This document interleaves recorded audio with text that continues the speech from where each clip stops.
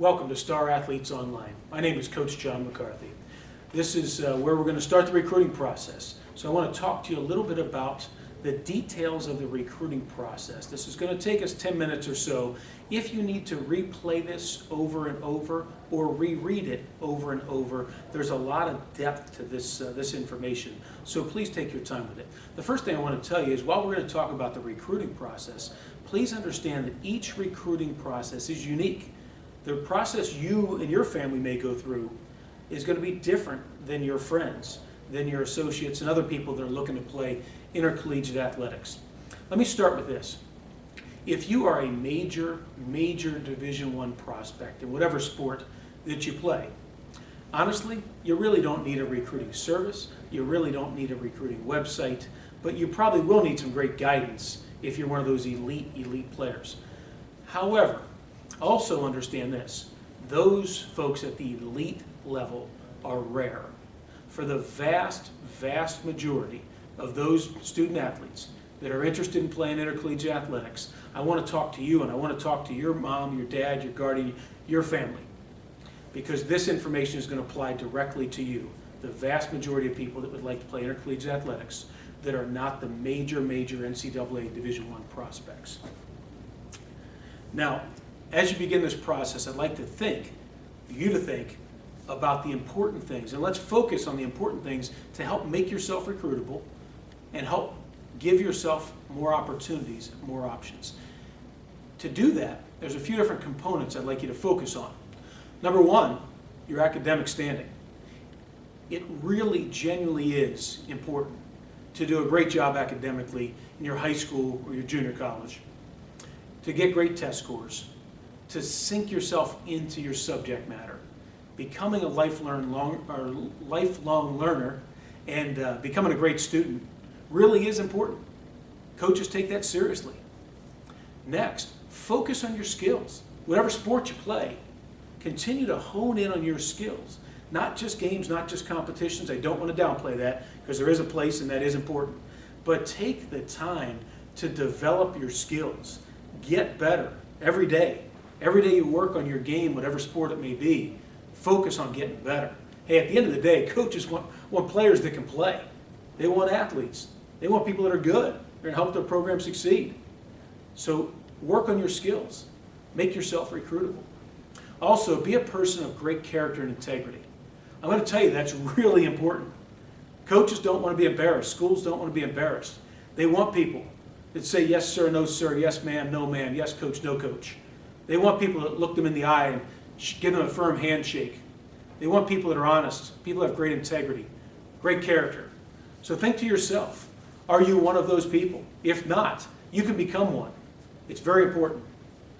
Now, once you've genuinely focused on your academics, on your athletic skills, and on your personal character and integrity, let's dig down a little bit into the Star Athletes Online, how you can use this toolkit, and how we can help you get recruited. First of all, I'm going to tell you a lot of it's in your hands. You're going to have to be proactive. But let's get moving on your website. Let's dig into that website, upload great factual information, upload the links to your articles, to information about yourself. And importantly, from a coach's standpoint, I want to see you play. So load up your video.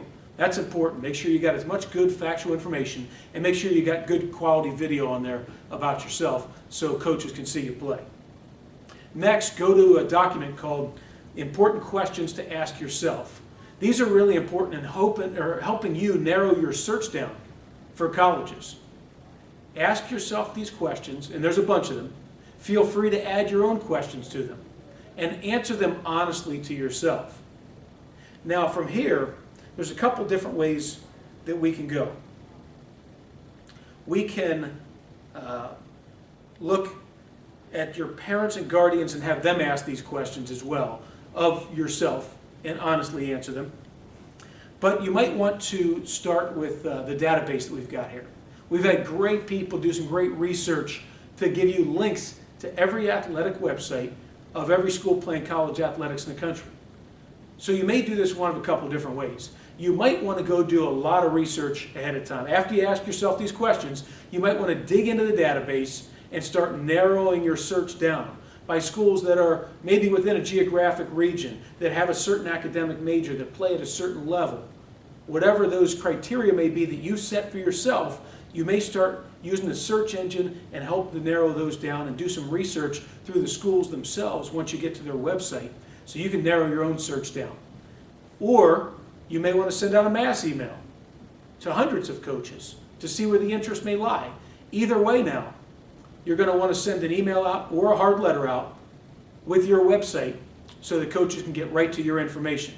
Now there's also, within this, this section of the website, there's also an article that will say letters or sample letters. So that will help guide you with your email or your hard mail with some guidance on what do you want to say in those letters. It's really important that those come off in a professional, first-class manner. And in many cases, that's your first impression to college coaches. So use those sample letters and certainly massage them to meet your own criteria and so that they are personal from you. But I think they're pretty quality sample letters. So now you want to send out an email. If you've narrowed your list and it's small, it's 8, it's 10, it's 12, it's 15 schools, then go ahead and send those out on a personal basis. I encourage you to send them to the whole athletic staff. I'm sorry, the whole coaching staff or whatever sport you're interested in. Send it to that whole staff. I don't know which one's the recruiter, maybe the head coach, maybe the assistant coach. You may catch the interest of one of the coaches with your information. But that way it's more likely to get read if you send it to the whole coaching staff. So send those out to the staff. If you can, if you're sending it that small number, personalize it to that school's coaching staff. Now, if you're sending it to 100 coaches or more, you probably want to send a mass email out, blind copy those obviously, and send those out to a group to see what kind of response you get. So there's some guidance on use those sample letters, use that search engine, and work your way through the recruiting process. Now, what's possible and hopefully will happen is that while you're being proactive and beginning to contact coaches who may have an interest in you and you may have an interest in them, hopefully those coaches are beginning to contact you. Hopefully they've seen you play, hopefully your coach has spoken highly of you, and hopefully they have some interest in you as well. As that happens, as those coaches express interest in you, it's real easy to get excited because a coach called you, sent you a letter, showed up at your game, etc. And that's great. However, make sure to go back to your checklist of those questions we've posted here on this site to ask yourself, and again, continue to add your own questions to help narrow your search. Find out if those schools meet your criteria as they begin to contact you to see if there's mutual interest in those situations. And it's real important not to make a rash decision in terms of coach called you, I'm excited, I'm going to go to that school.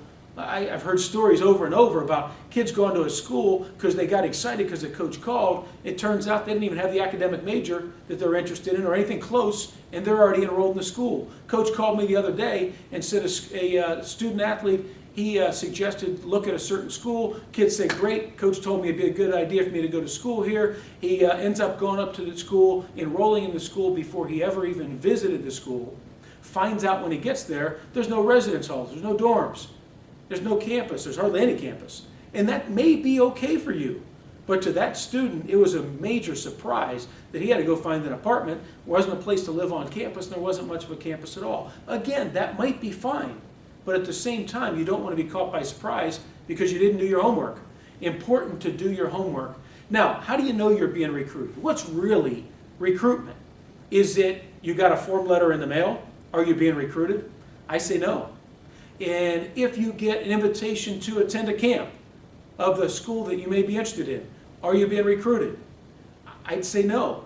That's a solicitation for camp where coaches and schools make money out of the camps that they run. That doesn't mean you're being recruited. Now, when coaches start showing up at your games, when they start writing handwritten personal letters to you, when they start calling you directly, when they invite you onto campus for a campus visit, when they ask you to come to your home for a personal home visit, now you're being recruited. But again, because you got a form letter in the mail, or even 2 or 3 of them, does not mean that you're being recruited. Because you got invited to their camp does not mean you're being recruited. And please take note of that. Now, let's talk about eligibility.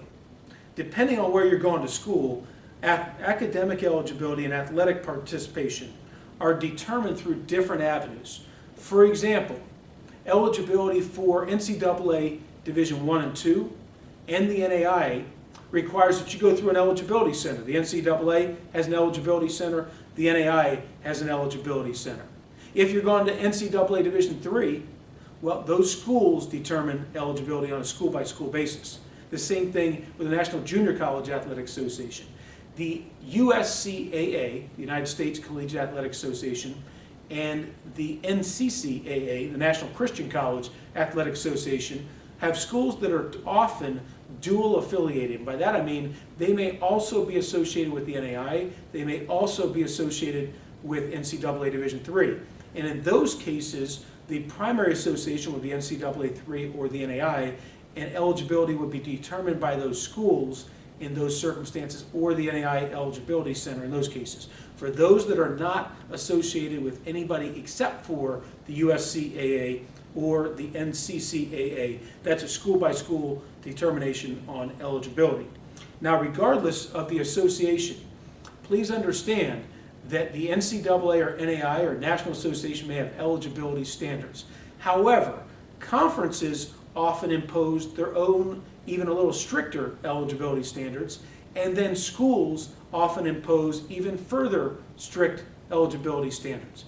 And also understand there's a difference between being admitted to a school and being academically eligible at a school. For example, you might be academically eligible by NCAA Division I standards, but that doesn't guarantee that you're getting into Stanford, Harvard, Yale, Princeton, etc. There's a difference between academic eligibility and admission into colleges and universities. Now, in terms of financial aid, this may be an important component for many of you. It's going to require a good amount of paperwork in most cases, and there's a special document that we have here, and that is called scholarship money. Either watch the video, read the information called scholarship money, and it'll help give you an awful lot of guide on how to handle the obtaining of scholarship money in different forms. That's important. At the same time, it's also important to understand that these different eligibility standards apply by different associations, by different conferences, and by different schools. Now, I hope you take the time to understand the different eligibility standards. But I also hope you take the time to also dig into the association. There is a guide for the college-bound student athlete with both the NCAA and the NAIA and the Junior College Association. Please go ahead and get those, read those. They're great resources and provide great information. Now, finally, take the time to go onto these association sites, go onto the school sites, go onto the conference sites to learn more information about the association, the conference, and the individual schools. There's a lot of good information out there. There's a lot of great information on this site and through the links that we provide. I encourage you to continue looking through these to continue to learn more about the recruiting process. If you have specific questions, again, feel free to shoot them to us. We'll be happy to email those answers right back to you because we're here to help you and guide you through this process. Once again, I'm Coach John McCarthy. Thanks so much for spending time with us here at Star Athletes Online. Thank you.